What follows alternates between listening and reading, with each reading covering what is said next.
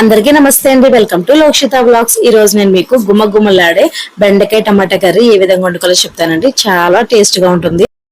దీనికోసం అయితే నేను ఒక 1 కేజీ బెండకాయలు తీసుకున్నాను. 2 ఉల్లిపాయలు, పచ్చిమిరపకాయలు తరుక్కుని ఇలాగా మీకు మట్టి పాత్రలో ఈ విధంగా అయితే వండుకుంటున్నాను అనమాట. చాలా మంది బెండకాయ కర్రీ వండుతారండి, గాని వండిలా వండకపోతే మాత్రం అస్సలు టేస్ట్ కుదరదు అనమాట. లేత బెండకాయలు తీసుకుని వండామంటే ఇంకా అదిరిపోద్ది అనమాట. ఈ కూర అంత టేస్ట్ గా ఉంటుంది.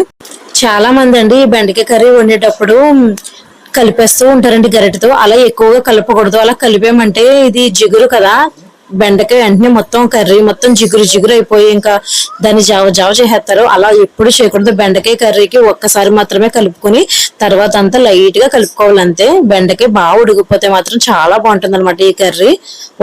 ఈ బెండకాయ కర్రీని వండిలో వండేమంటే మాత్రం చాలా టేస్ట్గా ఉంటుందండి. ఈ కర్రీ లాస్ట్ ఆఫ్ చేసేటప్పుడు చిన్న బెల్లం ముక్క వేసుకోండి, బాగుంటుంది.